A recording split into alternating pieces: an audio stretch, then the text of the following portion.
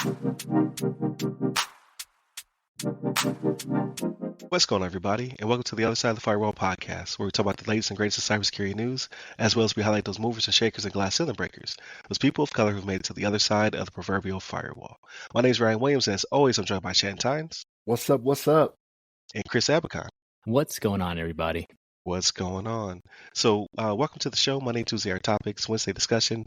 Thursdays, Ask a CISSP. Fridays, everything else. Movies, books, games, all that good stuff. But without further ado, I give it to Shannon.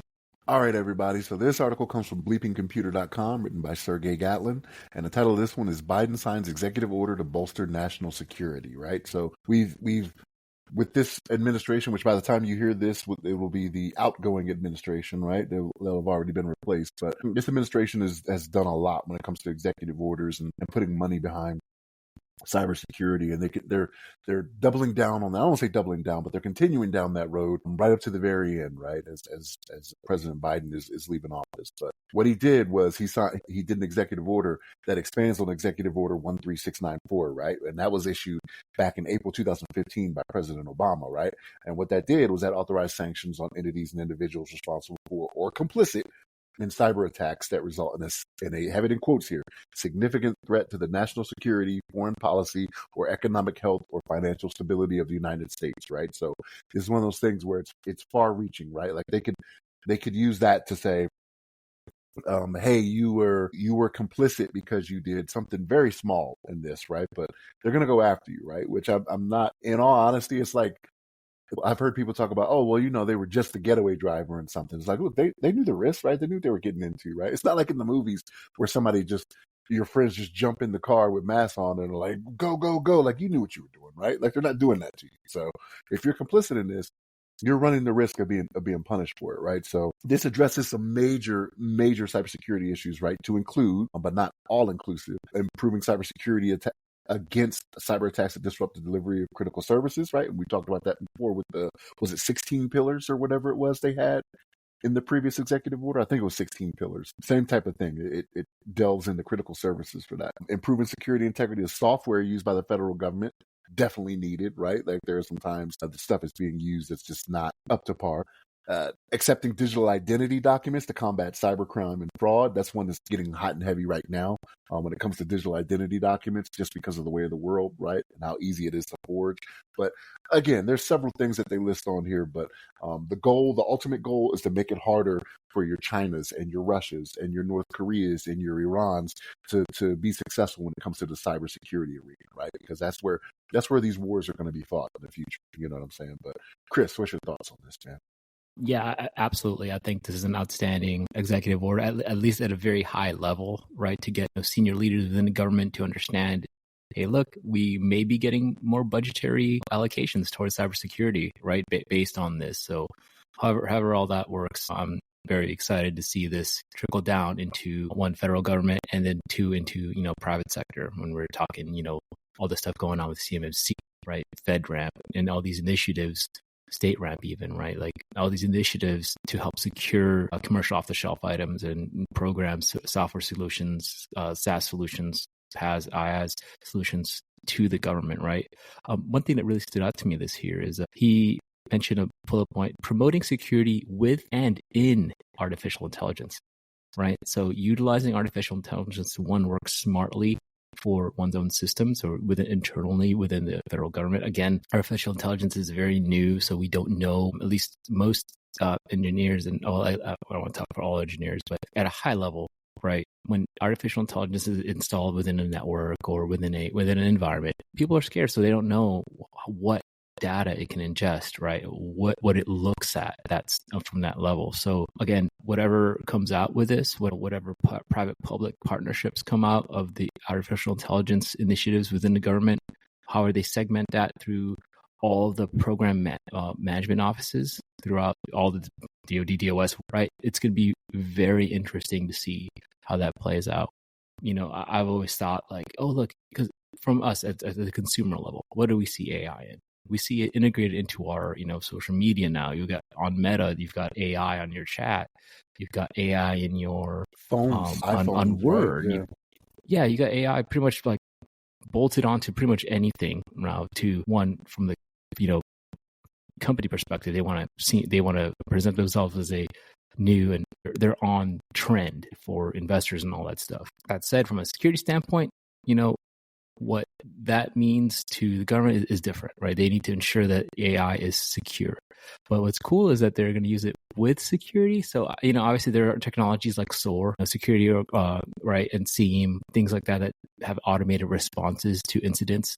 But it's cool to see how the government will implement them.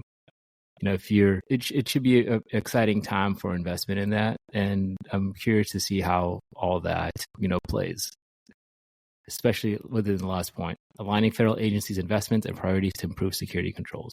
So you already got those NIST 853 controls, right? How are they going to improve upon those? It's cool to see. So, Brian, what do you think? Definitely. So I just want to take it back to the analogy that Shannon used, which I believe was perfect, like the getaway driver. Mm-hmm. Because a lot of people, I don't think, understand that what being complicit means. So if you are the getaway driver and your friends decide to shoot the bank up, you're going to be charged with murder as well, and you didn't pull the trigger. Mm-hmm. So I think in the grander ramifications of that, I hope to see sanctions on nations that harbor these hackers, or these hackers in some way are associated with your Russias, your North Koreas, your Irans, and Syrias. Because it's really hard to A, point the finger at these countries, and B, to actually get them to either extradite or to imprison their citizens who are doing these nefarious things off of our shores, where we can't reach them. So we need you to reach them. So how do we do that?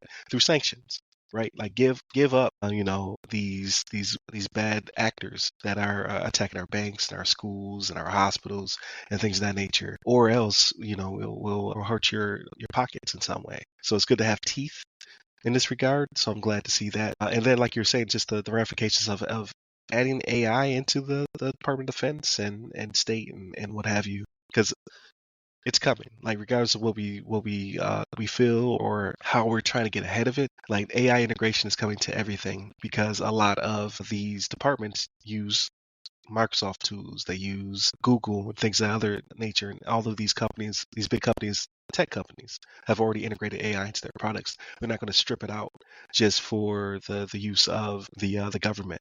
That used to be the case. Like when we're young sailors and airmen and things of that nature, you would get a different version of these products, but that doesn't happen anymore. Like they've willed their influence over the government. Like I can't sit here and create a window specifically for you, Department of Defense, and then vet it, test it, things of that nature, unless you pay me an extraordinary amount of money to do so, and to beta test per specific departments within departments, right? Because that's how, like when we were at the Network Operations Center, me and Shannon, that was an entire office would have to test it, like, okay, how's it going to affect this command? How's it going to affect these specific users? That's both slow and expensive. Mm-hmm. So they, since then, I'm not privy to it because I'm not there anymore, but I feel as though they have changed the way they do business. But go ahead, Shannon. So, and here's the thing, right? So like you're alluding to, right? Like that stuff was all done in house. I think the way that they make this a success, right? Because they talk about it in the article, right? Like even the previous executive orders that were signed, like what they're doing is they're providing law enforcement more real-time access to information necessary to conduct investigations, right? You're not necessarily going to do that with people that work with those organizations. You're going to have to hire a third party, and it is going to be expensive, right? Like you're going to more than likely end up hiring people. And I'm not saying necessarily has to be, like if it's the military, like military folks have other obligations, right? You need to be fit to fight. You have appointments, you have things of this nature. So that's why they hire on the contractors, right?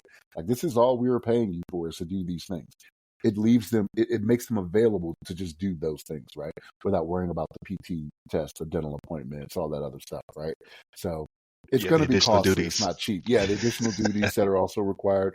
So it's not going to be cheap, and they're definitely going to have to hire out a third party to make this a reality and to make it, what am I trying to say? Not usable, but, actionable, to make it actionable. Right.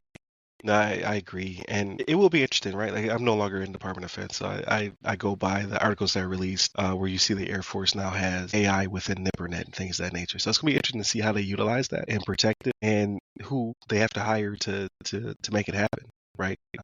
Because AI is going to cause a job boom for people who understand how to utilize it and things of that nature, and it's going to cause a shrinkage in other departments where you've been replaced by artificial intelligence in some regard. Like we don't need you to do X, Y, and Z because we have a program that does that.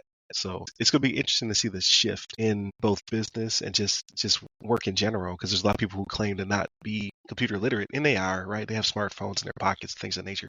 They just don't necessarily have the what's the word I'm looking for? Where they believe in themselves. They don't necessarily feel as though The they confidence, yeah, they don't have the confidence Yeah. in their ability to use tech, but they use tech every day. And those people are gonna have to start stepping up, or they're gonna start being pushed out into other jobs. So it's gonna be interesting to see how all that shapes out. But continue to tune in. So hit us up on the website. They go by our name. Hit us up on most of the social medias, the other side of the firewall, the other side of FW, or Ask a CISSP. You can be a person. I'm at RyRy Security Guy. That's RYRY Security Guy. You can find me on pretty much all the platforms, but LinkedIn is my bread and butter. And where can they find you, Chris? You can find me on LinkedIn under my name, Chris Abacom, last name spelled A Bacon. There it is. Stay safe. Stay secure.